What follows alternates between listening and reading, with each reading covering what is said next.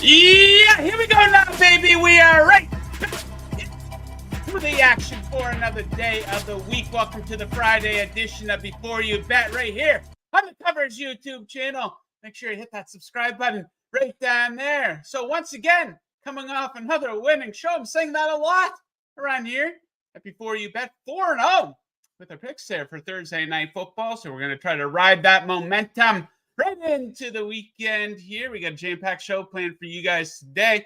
I think 10 or 11 total picks for Sunday's NFL action. Two different guests. Roe will be along here momentarily. Then in the second half of the show, professional sports bettor Hitman will be sharing a couple of his favorite plays here for Sunday's action. So before we get into that, guys, you know the drill. If you like the show, let me know. Just hit the like button right down there. And while you're at it, there's a subscribe button down there as well. Lots of great content here on the Covers YouTube channel. Okay, so let's bring in my first guest here, my coworker here at Covers, the pride of Halifax, Nova Scotia.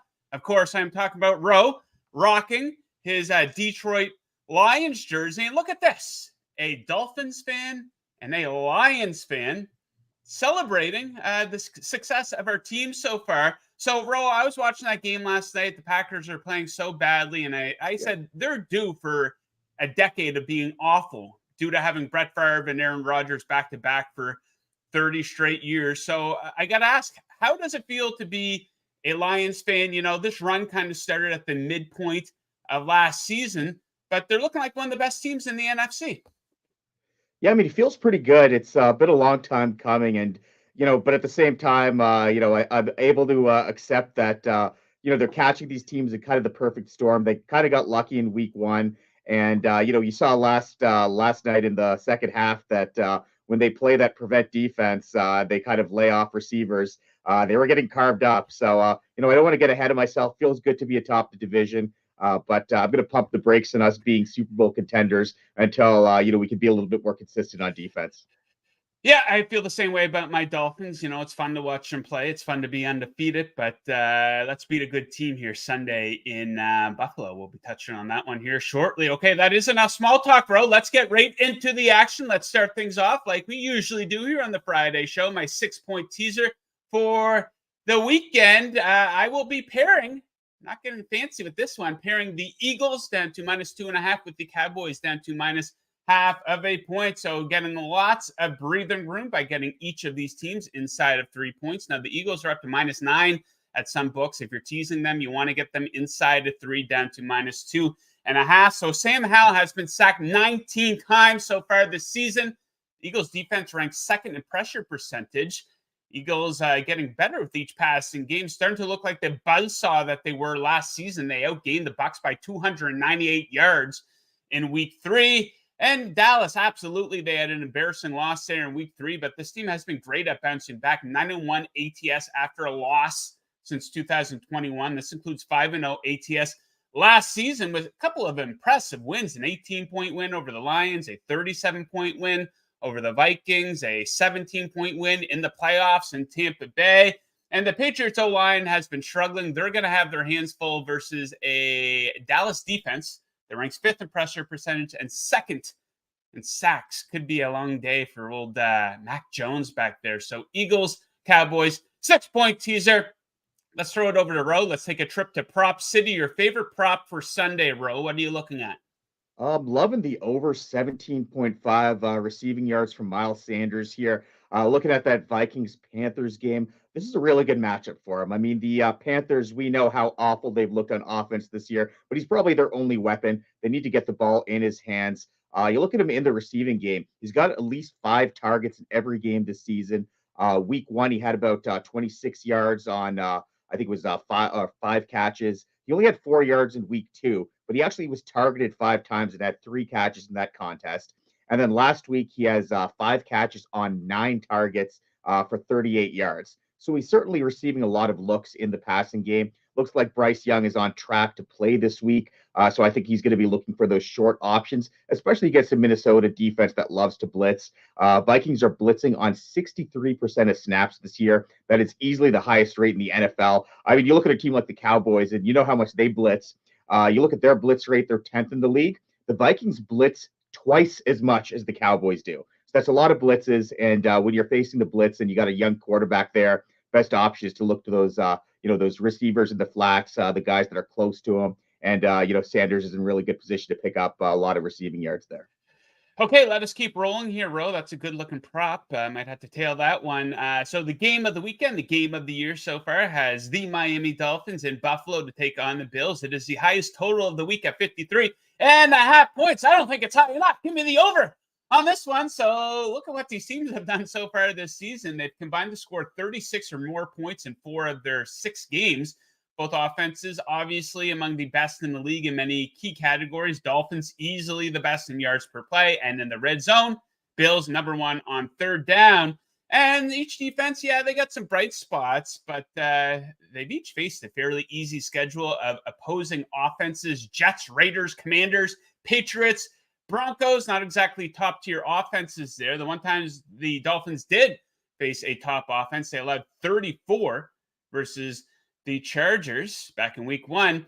And look at what these teams did in 2 matchups in Buffalo in week 15 and in the wild card game last season. Winter conditions in both of those games. They combined for 61 points in one game and 65 in another. Skylar Thompson started in that 65-point wild card game. So, I like a shootout in Buffalo. Going to be a fun game. Each team taking turns scoring. So over 53.5 for that one. So we go from the sexiest game of the week to one of the uglier games of the week. Maybe Steelers, Texans. Ro, you have a play for this one. What do you like?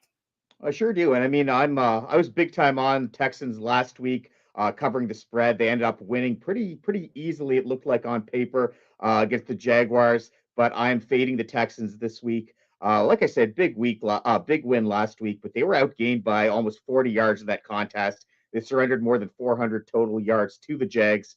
It was kind of the Jags who shot themselves in the foot during that game. You look at the first 2 games of the year, the Texans lost by double digits both times. And yes, Stroud has looked really good as a quarterback, but he's still a rookie there. Doesn't have really a whole lot of weapons there. Nico Collins, et cetera, aren't the greatest wideouts to have. Running game hasn't gotten going. Pierce has not looked good coming off that injury. And that offensive line is big trouble at the moment, really banged up. Tackles, are questionable to come into this game. And now they're facing a Steelers defense that loves to bring the heat. Steelers are first in the NFL in sacks, second in pressure rate. So I think this is kind of where the bubble gets burst for Stroud. I have been impressed with how well he's played, but it's going to be very, very tough for him in this matchup. And on the other side of the ball, like I said, I don't really trust that Texans defense. Near the bottom of the league in most metrics, 23rd in defensive EPA, 28th against the run, allowing almost 5 yards per carry in their last 2 games.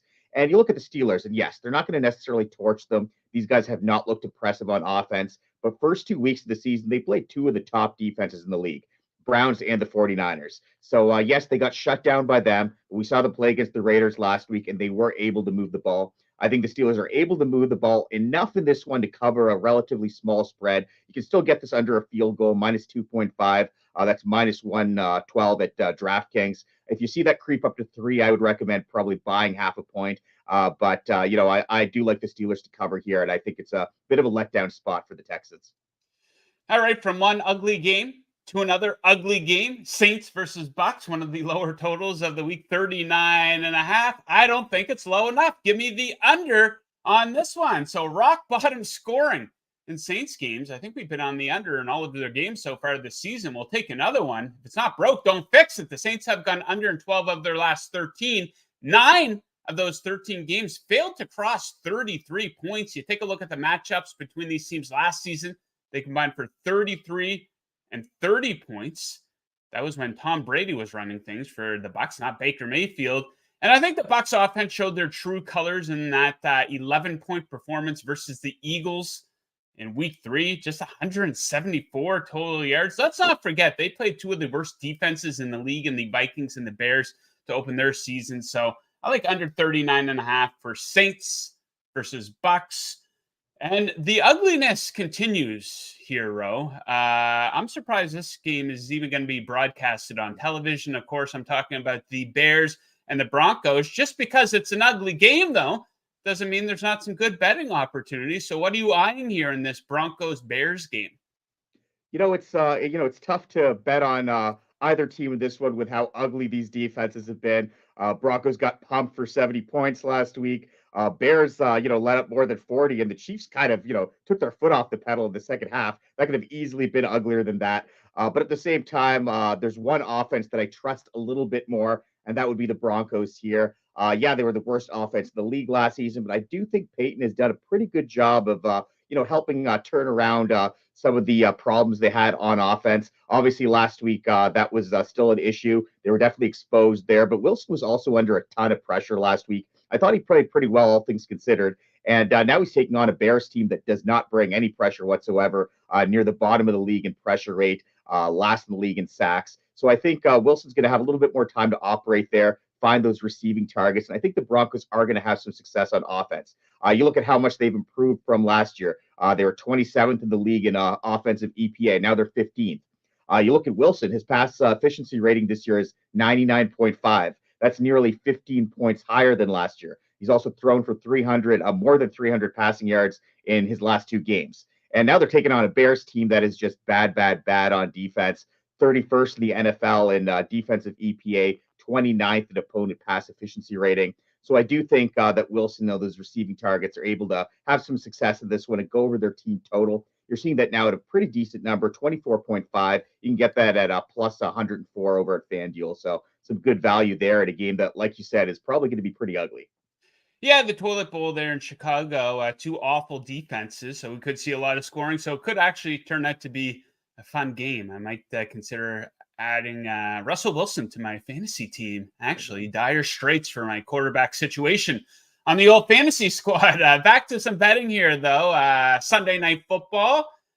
This isn't the one the way schedule makers drew it up when they had the Chiefs headed to take on the Jets here on Sunday Night Football. We were expecting to see Aaron Rodgers here. We will see Taylor Swift in attendance for this one, though. I don't really care about that, though. I am on the under for this game, under 41.5 points for Chiefs Jets. So Zach Wilson equals unders.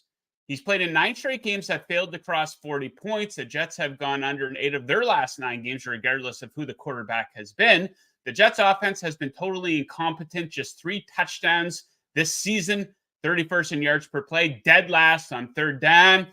And it's shoved down our throats how good this Jets defense is, but don't sleep on this Kansas City defense. They've allowed just 19 points in their last 2 games, 6 in yards per play allowed, 5th in opponent third down conversion percentage. So I think the Chiefs will get their points, but I don't think the Jets will. So go me under 41.5 for that. And I will bring it home. My final pick of the show here. Going to go back to the well on one that I played a couple times this season. Like I said, if it's not broke, don't fix it. I'm talking about the Eagles first quarter spread, -1.5, -128. That's over at FanDuel. Now, this is priced differently all over the place. One book has it -2.5.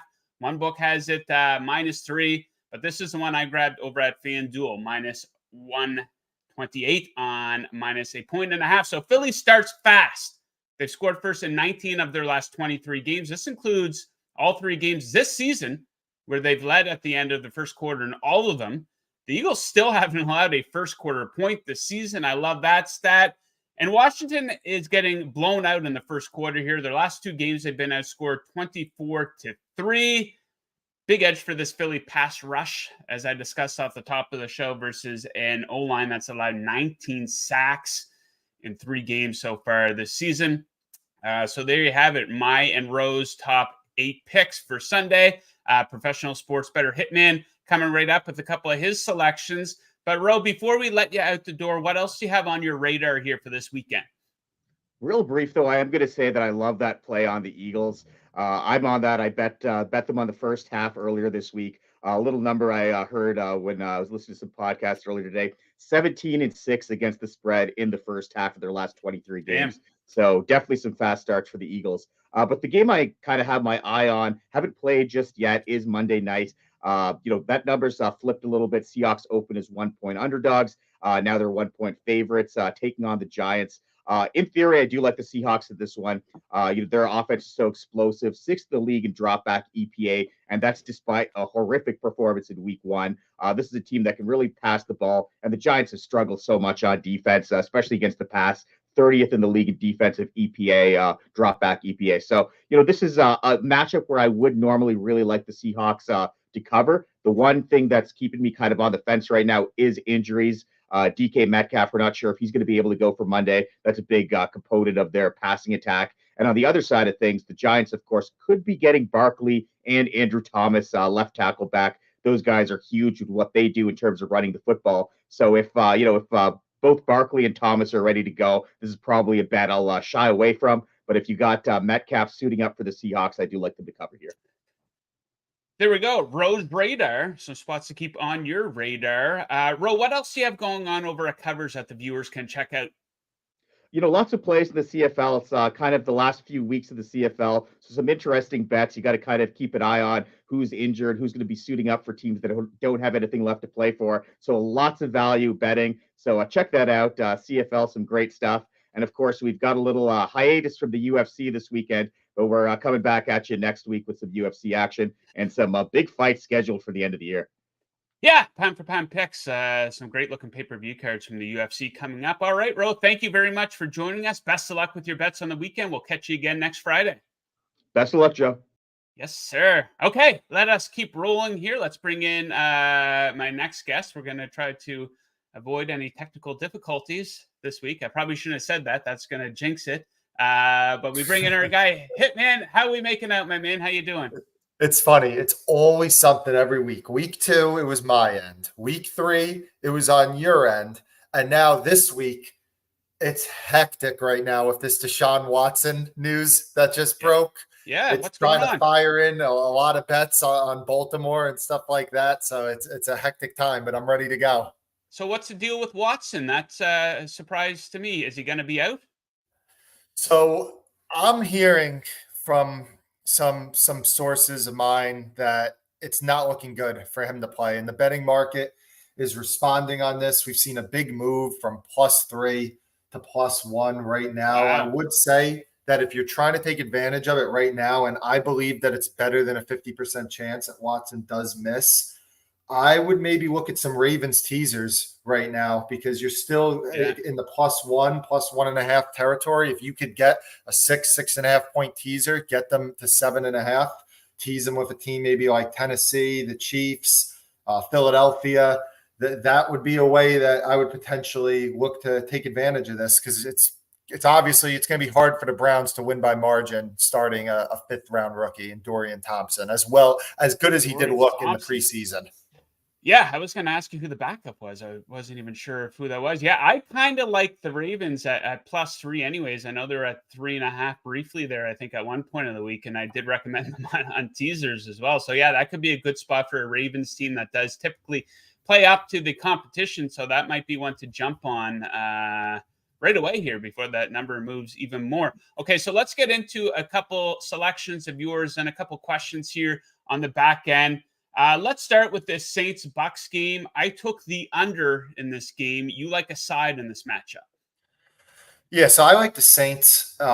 You could either get -3 as low as -3, -123 out there, some -3, -127. There's some 3.5. I made this game closer to 4.5. So I like it either way. Jameis Winston, I don't have him that big of a downgrade to Derek Carr. Now, Derek Carr is the better quarterback. It's a downgrade, but I don't think that it's as big of a downgrade as some people in the market believe that it is. The Bucs right now are dealing with injuries in their secondary. The Saints have one of the best trio wide receivers in the league with a pretty good tight end. They're Jawan Johnson. They're getting back their pass-catching running back in Alvin Kamara. And the Buccaneers, I mean, they can't run the ball. It's been shown Rachaad White this year is 48th in the league in yards per carry. And if you're going to be relying on Baker Mayfield to win games, it's probably not going to go well for you. And we got to see that against the Philadelphia Eagles. And it's a tough matchup for his receivers also. Mike Evans has a really poor history against Marshawn Lattimore. And the Saints have been pretty good against slot receivers and Chris Godwin. So I just don't see many paths to success for this Bucs team this week. Yeah, I think the Bucs showed their true colors there in week 3 versus the Eagles, and I think there'll be a lot more of that to come, hopefully, here in week 4 against the Saints. Okay, moving on. A lot of coverage on this game this week on the show. Broncos Bears. A lot of people make fun, but like I say here, sometimes ugly games have some great betting opportunities, and there's a spot you like in this game. What are you on for the Broncos Bears game in Chicago?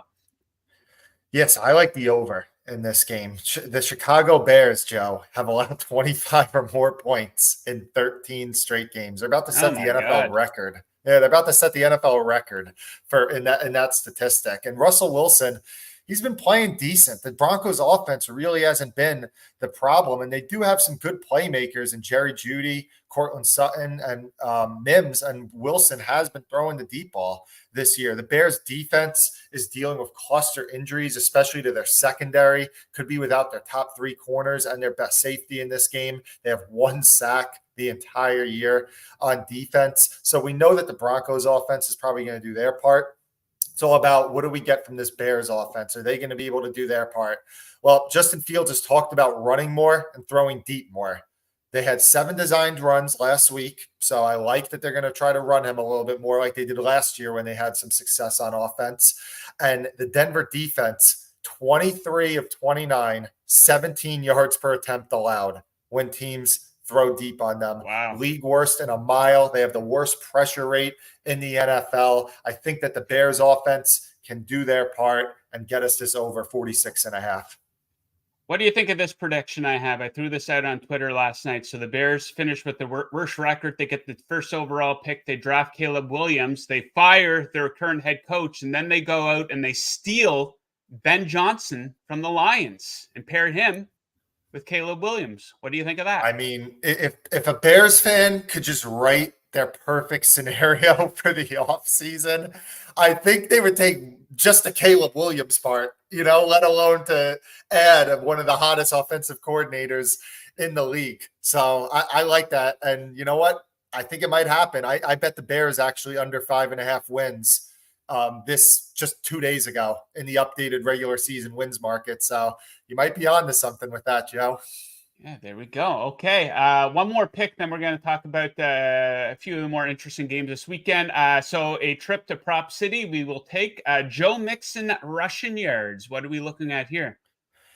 Yeah, so you want to hear something crazy. It's that the Tennessee Titans run defense over the last 17 games has allowed the fewest rushing yards and the fewest yards per carry that any team has allowed over a 17-game span since 2007. So Wow. This run defense is just absolutely on fire. They're allowing 2.7 yards per carry this season. Every team that plays against them has just been throwing pass-heavy game script against them. And the Bengals, we've seen that despite this Burrow injury, they want to be a pass-heavy team. Last week, Burrow, 49 attempts with that calf injury compared to only 20 running back carries. And it's not like they were trailing in the game a lot. It was a neutral game script or a winning game script for the Bengals for the majority of that game. So, the Bengals, they're running that a shotgun-centric offense right now because Burrow really can't get under center.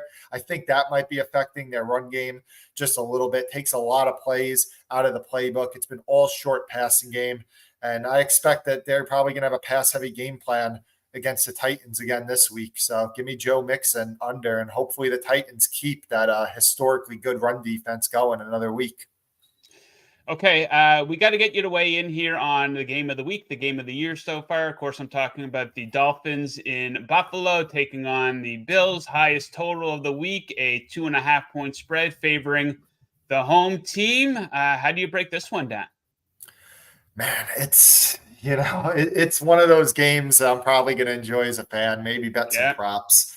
I think that Jalen Waddle over 62.5 receiving yards maybe worth a bet in that game, but I'll tell you what, it's a tough game. I will say that I probably lean to the underdog just because Miami has shown even when Miami was a worse team than Buffalo last year, like clearly was at least a few points worse. Miami played them really tough. They won the game in Miami in the snow game when everyone's saying, oh, Miami can't go to that cold weather and keep it competitive. They kept it super competitive. And then in the playoff game with Skylar Thompson, they're 14-point underdogs. That was a pretty tight game for a while. So I think that Miami has the scheme that maybe can give Buffalo some trouble. So if you force me to make a bet on it, I would say that Miami in the +3 range would be what I would take, but it probably doesn't end up making my card. Music to my ears. Okay, kind of a different type of game here and situation. Biggest spread of the week. The 49ers have been just killing everybody at home going back to last season. They're a 14-point favorite versus a Cardinals team that's playing a lot better than people expected. 3-0 against the spread. Of course, they upset the Cowboys there last week. So first of all, what are your thoughts on the Cardinals? Do you think they're better than people thought they were going to be coming into the season, or do you think maybe they start to show their true colors? And how do you view this big spread? Are they better than what I thought they were? Yes, they're clearly better, because remember, this is a team that came into the season with a historically low season win total. I think it closed at 3.5 in some spots. And they were one of the lowest power rated teams that I can remember in my time doing this coming into a season. So are they a lot better than I expected? Of course they are. With that said, they're still 30th, 31st, 32nd.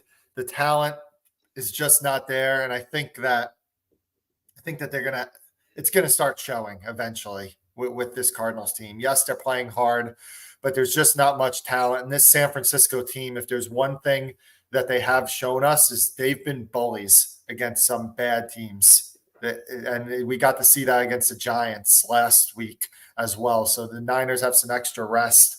Probably a game I don't end up having a bet on with the spread, but you can't entice me to take Arizona right now. Eventually, I'm just waiting for this lack of talent to show, and they just get blown out one game. I know it's coming. I just don't know when. Yeah, they're due to lose by 35, and this could potentially be the week. All right, my man, we'll leave it at that. Wise words from our guy Hitman. And look at that. No technical difficulties. So we'll try to carry this momentum into future shows here as the season carries on. So we thank you very much for joining us, my man. Best of luck with your bets this weekend. Appreciate you for having me. See you next week. Yes, sir. The man right there. You make sure to follow him on social media. So that does it, guys. In and out in 27 minutes here. Pretty solid show. Right to the point here on Before You Bet. That is how we do things. If you enjoyed the show, it's easy to let us know. Hit the like button right down there. And if there's a game you're wondering about, a pick you want for a game that we didn't cover on the show, right here on the Covers YouTube channel, we do a pick preview for every single game. So make sure you are subscribed to the Covers YouTube channel, covering everything that there is to cover. Make sure you're following them on social media, following me on social media. A lot of great content. So we will leave it at that. Thank you very much for tuning into the show. Best of luck with your bets on the weekend. We'll catch you again on Monday.